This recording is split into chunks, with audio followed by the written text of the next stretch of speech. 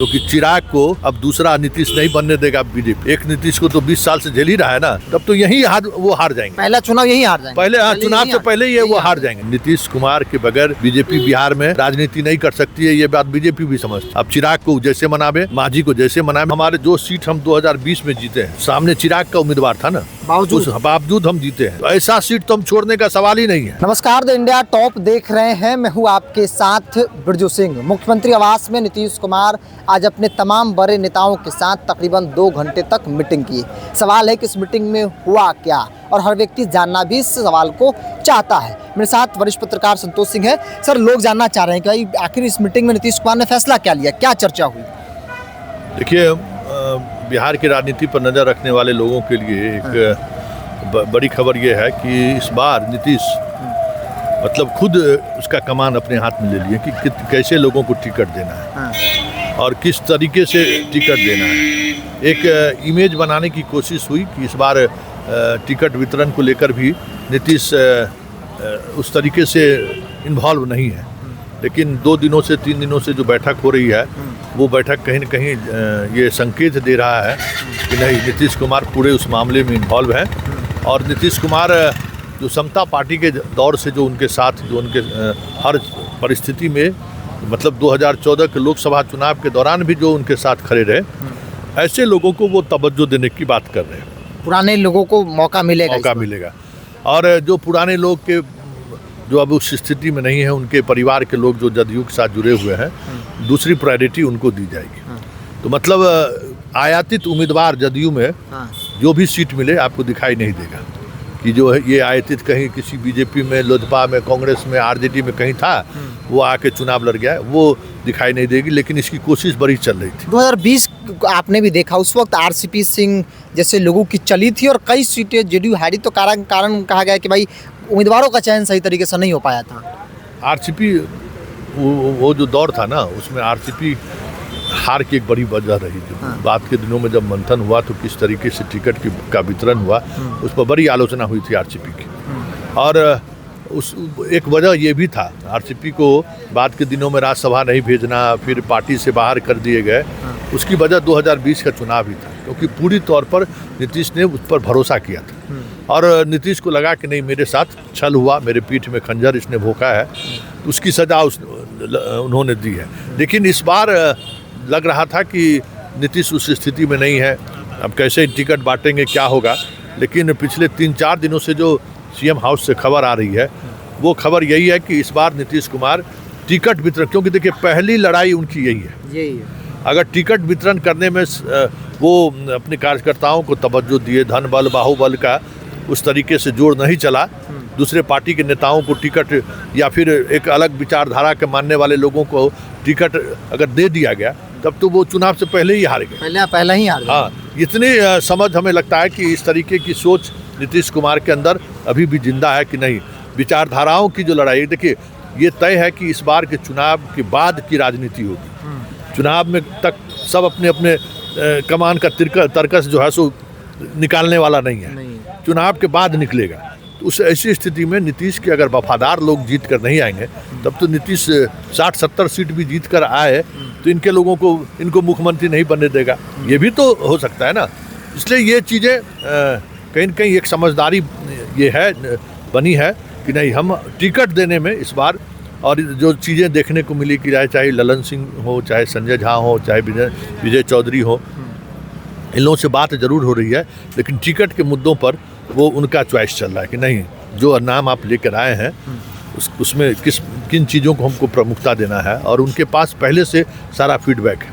वो प्रशासनिक पदाधिकारियों से मतलब एकदम ग्राउंड जीरो से रिपोर्ट हमेशा लेते रहते हैं। इस बार भी ले रहे हैं रिपोर्ट। तो उसके आधार पर वो टिकटार्थी का चयन करते हैं। एक लिस्ट उनके पास वो है ही, इन लोगों का भी लिस्ट है।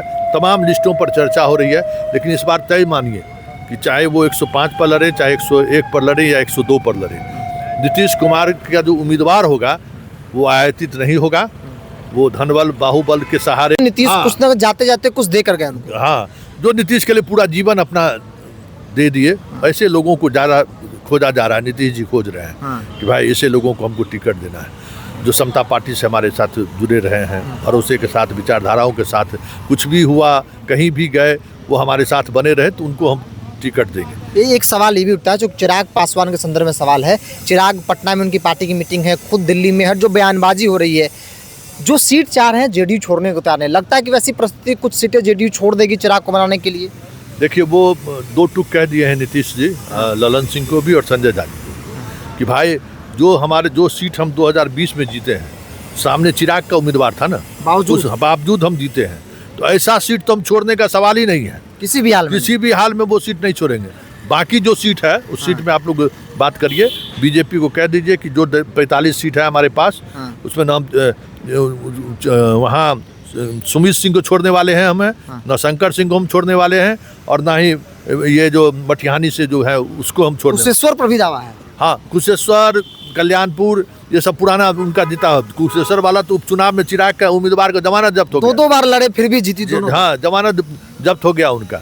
इसीलिए उन सीटों पर वो बात करने को भी तैयार नहीं है, और हमें लगता है कि अब दोनों आदमी बीजेपी को ये संदेशा दे देंगे कि भाई ये इस पर कोई बातचीत नहीं होगी, बाकी चीज़ों पर जो आपको बातचीत करना है वो कीजिए। एक बात जो और इस बैठक में सबसे महत्वपूर्ण बात रही कि जो समता पार्टी के ज़माने से हैं ही, अगर मान लीजिए कि उनका अपने खुद नहीं, उनके परिवार के लोग लड़ना चाहते हैं, तो ऐसे लोगों को भी तवज्जो दीजिए, तवज्जो मिलेगा। हाँ, तवज्जो मिलेगा कि भाई ऐसे लोगों को दीजिए, क्योंकि देखिए नीतीश कुमार अगर इसमें हार गए, मतलब टिकट अगर कार्यकर्ताओं को नहीं देकर किसी और को देने, मतलब उस स्थिति में अगर गेम हो गया, तब तो यही वो हार जाएंगे। पहला चुनाव यही हार जाएंगे, चुनाव से पहले ही वो हार जाएंगे। इसलिए इस बार 2020 वाली स्थिति नहीं होगी जो आरसीपी अपने मन से टिकट बांटे, और उस वजह से बहुत नुकसान जो हुआ 2020 के उस टिकट वितरण से भी नीतीश कुमार को हुआ। इस बार उसको किसी भी परिस्थिति में उससे समझौता करते हुए नीतीश नहीं दिख रहे। एक अंतिम सवाल, चूंकि आमतौर पर ये भी चर्चा होती है कि नीतीश कुमार के जितने भी नेता हैं, चाहे वो संजय झा हो, ललन सिंह हो, भाजपा के साथ इनके बहुत अच्छे साठगांठ है। कई बार कहा था कि भाजपा जो चाहेगी नीतीश से इन नेताओं के जरिए मनवा लेगी, वैसी परिस्थिति बन रही है। देखिए, नीतीश की वो राजनीतिक शैली है, जब आरजेडी के साथ आते हैं तो आरजेडी माइंडसेट वाले को साथ लेकर घूमते हैं, छोड़ देते हैं कि आप ही ब्रिज का काम कीजिए। और जब बीजेपी का आता है तो संजय झा, ललन सिंह, विजय चौधरी, सबको, विजय चौधरी जो है चाहे वो किसी भी गठबंधन के साथ रहे, सबसे भरोसे वाले, साथ रहने वाले वही लोग हैं। मतलब वो एकदम समझ जाए कि सलाद वाली भोजन में जो सलाद के बगैर स्वाद नहीं है ना, वो विजय चौधरी है। लेकिन ललन सिंह और संजय झा को ये जिम्मेवारी है, और हमें लगता है कि वो आज जो कुछ कहा गया है उसके बाद इन लोगों की जिम्मेवारी बढ़ गई है कि बीजेपी को इस मामले में, और वैसे ये तय मानिए कि नीतीश कुमार के बगैर बीजेपी बिहार में राजनीति नहीं कर सकती है, ये बात बीजेपी भी समझती है।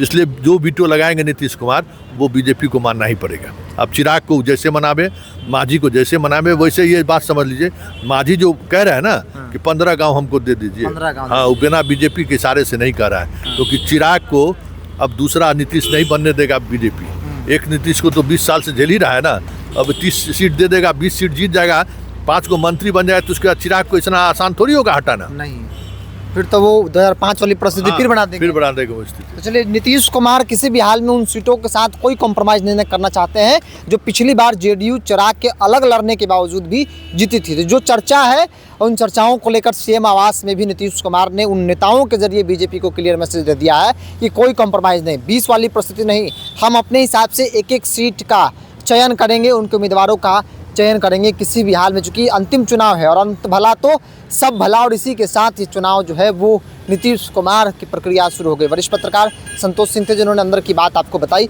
बहरहाल इस पूरी रिपोर्ट में इतना ही, बहुत बहुत धन्यवाद।